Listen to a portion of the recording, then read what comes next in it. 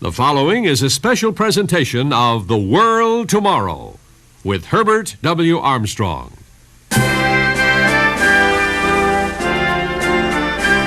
One out of 4 people on Earth is a citizen of the People's Republic of China. Geographically, from the Western nations, they live half a world away. By any other standard, they are farther away than that. It was here that politics became religion, and 1 billion worshippers were assured that they could build heaven on earth. It was to the leadership of this nation that God opened the door for his apostle, Herbert W. Armstrong, to deliver the message that not even 1 billion minds and bodies could create utopia, but that it would, nevertheless, come to pass. Some time ago, the editor of a weekly news magazine in the United States said in an editorial that now our number one problem is that of survival of the human race.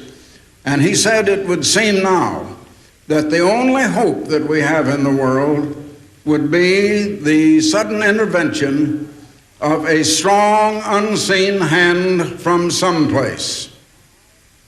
Now, I have the pleasure to announce to you tonight, not to try to convince you, but to announce to you that what some of the leading scientists say is our only hope is going to happen, and that unseen hand is going to appear, and we are going to have world peace in our time.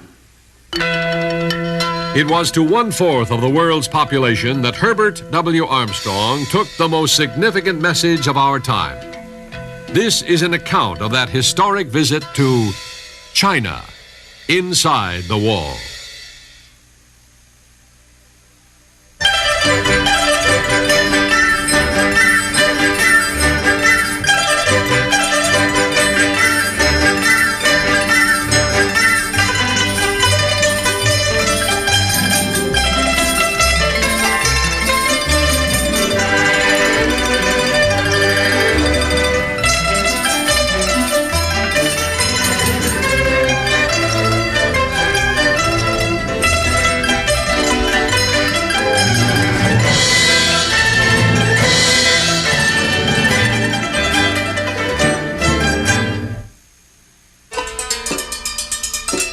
Along China's northern frontier, the garrisons and fortresses began appearing hundreds of years before the time of Christ. Gradually joined and expanded, over the centuries they became a monument of the ancient world, a monument to China's fear of and often disdain for foreigners. The Great Wall is a wonder of the ancient world, but its final stone was laid by a modern emperor. Mao Zedong saw himself leading a backward feudal land into the modern world, and he imagined China's revolution in the vanguard of a great and irresistible tide that would engulf the world. There are 2 winds in the world today, Chairman Mao once said, the east wind and the west wind. The east wind, he said, is prevailing. But something went wrong with the revolution. And instead of leading the world into a new era, China withdrew for nearly 30 years inside its wall. Now Chairman Mao is dead, and a west wind is blowing in China. For the first time in decades, China is looking beyond its walls for ideas and ideals. It is at this time in history that God has granted his servant favor in the eyes of the Chinese leadership.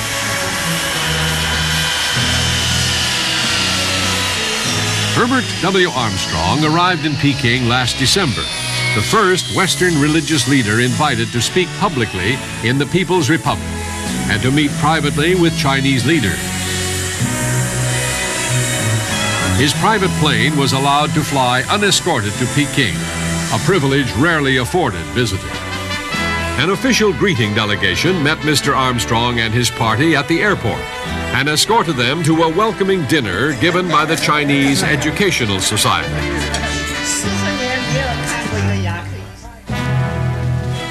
To the Western world, China has always been a mystery. Its river valleys cradled a civilization, but a civilization that thrived in isolation from the Middle East and Europe, and which had a greatness all its own. For centuries, visitors found the Chinese tolerant of European ways, but scarcely interested in them. In the eyes of the Chinese, the world had little to offer the culture that produced paper, gunpowder, and Confucius. The mystery of China has endured to this day, but China's preeminent position among nations was forfeited with the advent of the Industrial Revolution. The decades of turmoil culminating in the triumph of the Communist Party in 1949 instilled a new spirit of change in China. Yet, for most of the past 30 years, correct political thought has served one far better in China than rigorous scientific thought. But now, Peking seems to accept as possible that a technologically inferior nation can lead a march into a new world. The Chinese have set their sights on the year 2000. It is their goal that by that year, China will, by any standard, be marching at the head of the parade of nations. The Ambassador International Cultural Foundation, in accordance with its purpose of promoting understanding among nations, has agreed to aid the Chinese in their pursuit of modernization. Last August, on a separate visit to the People's Republic, AICF Executive Vice President Stanley Rader solidified an agreement with Chinese educational officials whereby the AICF will sponsor numerous educational projects. At ceremonies held in the Peking Hotel, Mr. Rader presented the Chinese with the Foundation's first contribution. The AICF will also be aiding Chinese librarians at the National Library, Peking Teachers University, and University of Peking in expanding their collection. Symbolizing this support, Mr. Rader presented the library with a number of complete sets of the Encyclopedia Britannica. This comes from the Foundation with greetings from Pasadena from Mr. Herbert Armstrong, who, although not here today, is here with us spiritually and morally and will be here with us on November 3rd. It gives me great pleasure to present you with Volume A as well as the rest of the books, which I'm sure will get tremendous use here at the university.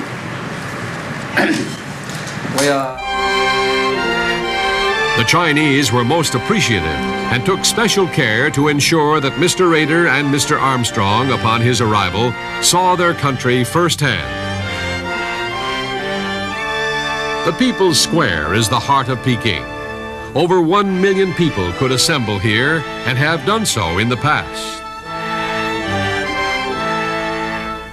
Government buildings, including the Great Hall of the People, seat of the Republic's government, stand to either side of the square.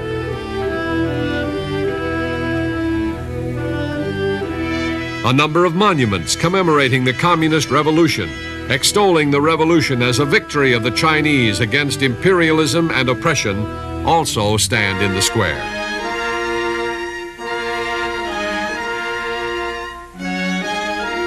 And nearby, the shrine containing the body of the great helmsman, Chairman Mao Zedong, the man who, more than any other, put his personal stamp on the revolution and on the new China to which it gave birth.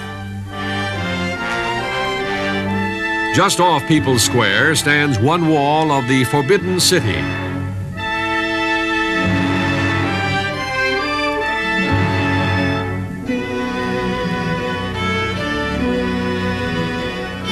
Inside are the palaces and grounds of the emperors who ruled a China long since gone.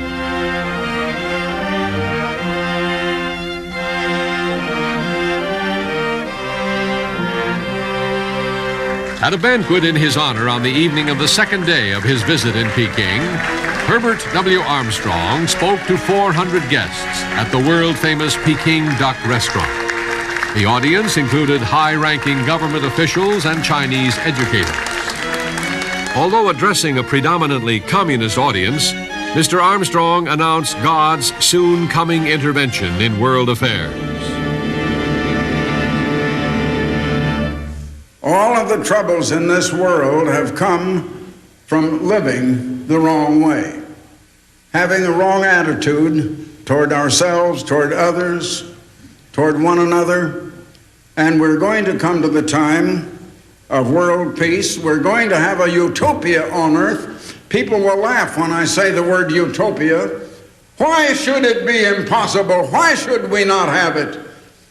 All we have to do is live the way we ought to, and all of us are going to be doing that, and in our time, in this generation.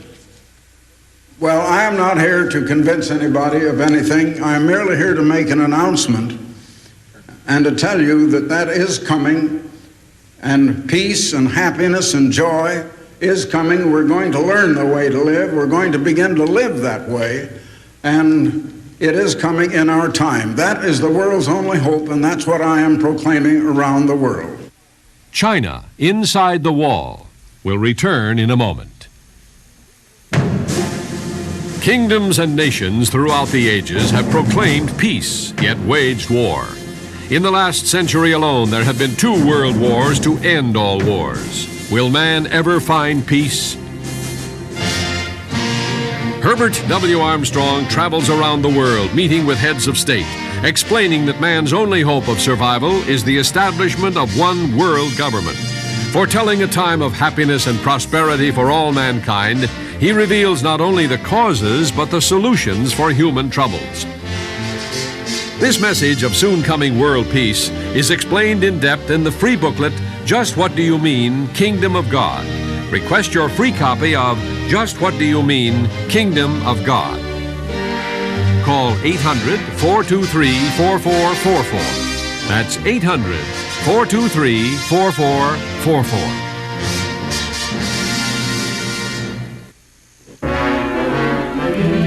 The following evening, the site was Peking's Great Hall of the People, the official nerve center of the Chinese government from which all Communist Party activities are controlled. Mr. Armstrong was introduced by Mr. Yamashita, a senior member of the Japanese Diet. Mr. Armstrong powerfully addressed not only Chinese officials, but also ambassadors representing 76 nations. Again, his topic was the good news of the coming kingdom of God. Modern science claimed here quite a while ago that we could throw away the crutch of superstition and religion now, that science was going to be the new Messiah that would save the world. But the principal things that science have contributed, the one perhaps is nuclear power and the weapons of mass destruction that now can erase all human life from off this earth. It is said now that the weapons are in existence, and at least 2 nations possess them, and many others. I think this nation here possesses that type of weaponry that could erase human life 50 times over, and once would certainly be quite enough. But many leading scientists in the world have been pointing out that there is only one solution. The greatest world problem right now is the question of survival, human survival. Will human life be living by the beginning of the 21st century? And they say that if we don't explode human life and blast it off the earth by the weapons of mass destruction, that the population explosion will do it. Many leading scientists say the only hope is a single one world nation ruling all of the nations of the earth. Only one military establishment and no other military power that could attack it. And yet they say that that's utterly impossible, and in the hands of man it is. But some time ago, the editor of a weekly news magazine in the United States, in an editorial, was saying that it would seem now that the only hope of human survival in this world is the sudden intervention of a powerful, unseen hand from someplace. And I'm here to announce that that is going to happen. That's precisely what is going to happen. And in our time, and peace is coming to all nations and to the whole world. The Chinese recognized Herbert Armstrong as a prominent religious leader, humanitarian, and educator. They were particularly anxious that Mr. Armstrong, as an educator, would appreciate the tremendous changes now taking place in Chinese education at all levels. Changes designed to recapture at least some of what Mr. Armstrong has long termed the true values in education, including discipline, scholarship, and excellence, without which not any nation or people, however great, can achieve lasting success. I want to say that there are two general ways of life. Whether it is the individual in the home, whether it is in our everyday occupations, wherever we are, or whether it is between governments. I like to simplify it and say it so simply and plainly that a little child could understand. One is the way of give. The other way is the way of get. And I think about every philosophy that you can think of as a way of life will boil down to one of those two ways. Now, the way of get is the way the world is going. That is the world of I love me, I don't care about anybody else. I only love myself. It is the way of vanity, the way of lust and greed. It is the way of jealousy and envy toward other people, the way of competition that leads to strife and to violence and to war. It is the way of rebellion against authority over one. The other way of life is the way of give, or perhaps better expressed in the terms of the word love. But love is an outgoing concern, not incoming. It is outgoing toward others. It is the way of wanting to help others, wanting to serve, being kind and gentle to others, having respect toward others. It is perhaps true that the most significant changes taking place in China today involve the transformation of Chinese education. That's your book. That's your book. That's your book. That's your book. Mao Zedong believed that the key to understanding history and the world was to understand that everything consisted of contradictions. While perhaps not true of either history or the world, contradiction certainly provides the key to understanding Mao. And in no sphere was this more clearly and devastatingly evident than in education. Mao acutely felt China's backwardness, the legacy of centuries of stagnation. Yet he never came to trust China's intellectuals or her educators, and eventually he suppressed them. The most devastating blow was the Cultural Revolution of the mid-1960s. The Cultural Revolution brought an end to scientific research in China, made education a brand of shame, and resulted in virtually all institutions of higher learning being closed for nearly 5 years.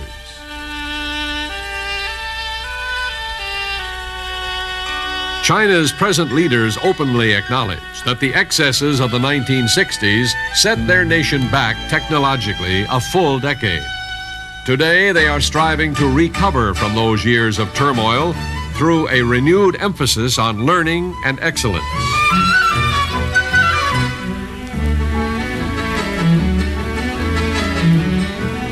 Publicly, although somewhat simplistically, the setback is blamed on a group of formerly powerful officials now known as the Gang of Four.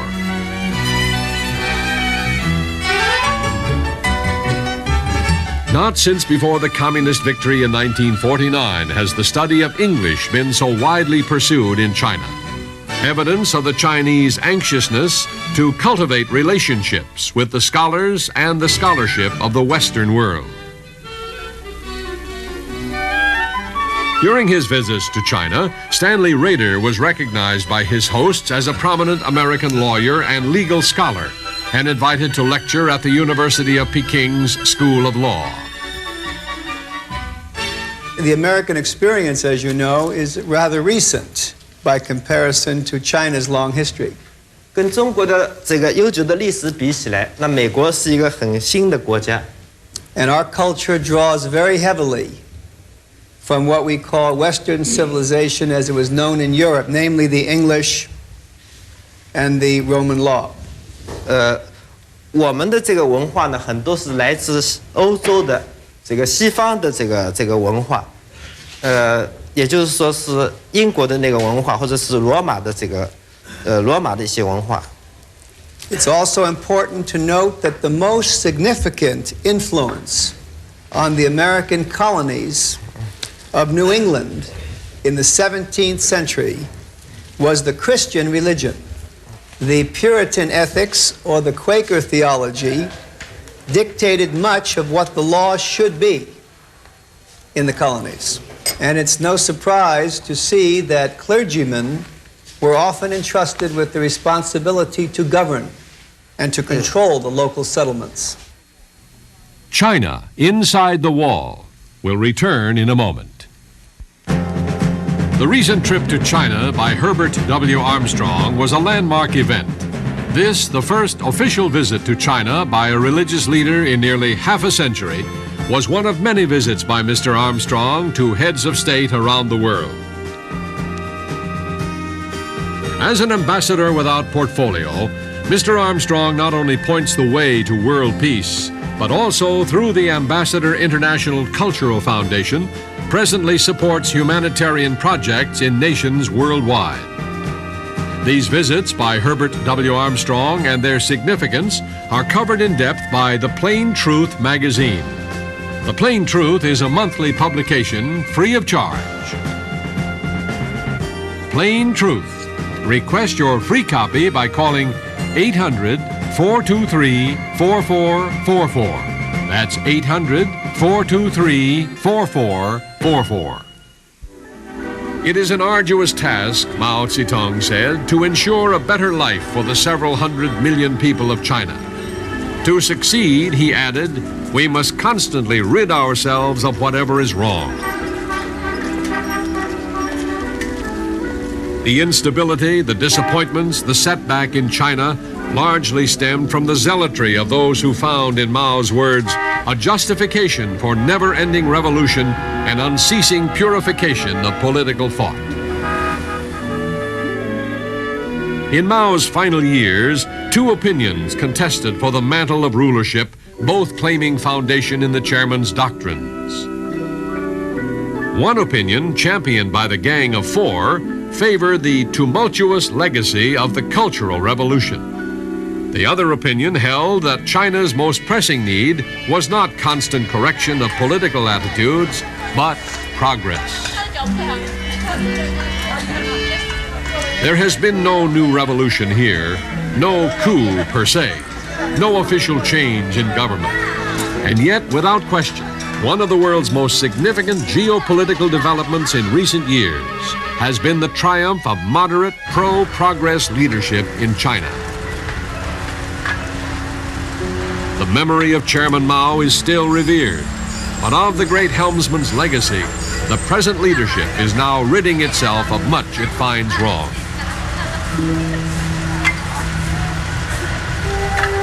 Among the highlights of Herbert Armstrong's visit was a conversation with one leader of what might rightly be termed the new China.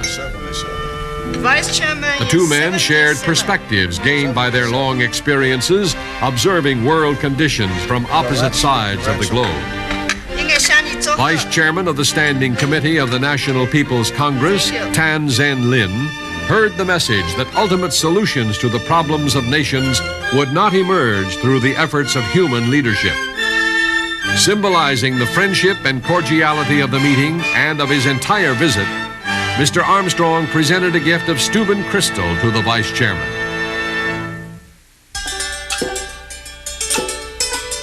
China has always been a hard land.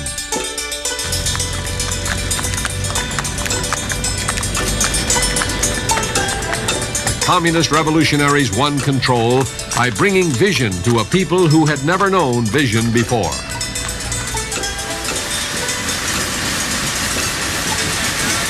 It is a diverse land. For centuries, there has been doubt that China's many ethnic groups and languages could comprise a single nation.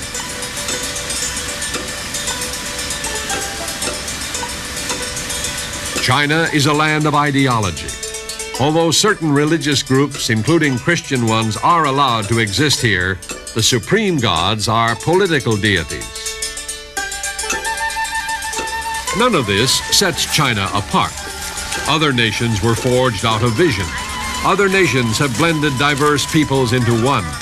And all nations have their political demigods, although they may not so strenuously pay them homage.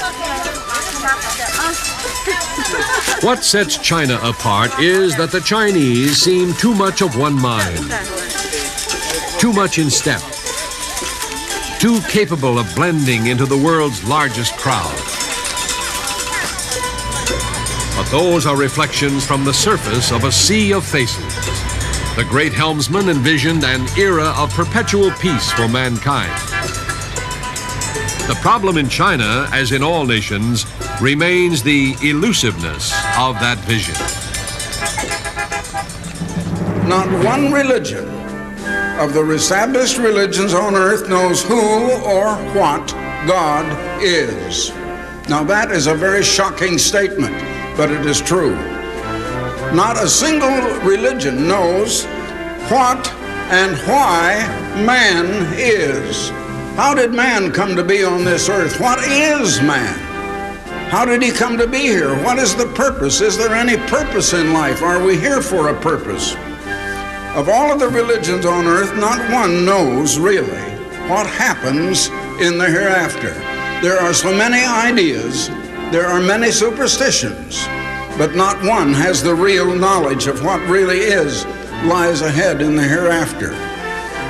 Of all of the religions in the world, not one knows what is the true, ultimate human potential. Peace is coming to all nations and to the whole world, because we're going to have to find another way of life. We are going to find it. We're going to be forced to find it. And it'll be a way that will bring peace and happiness and prosperity to all and eternal salvation. Thank you very much.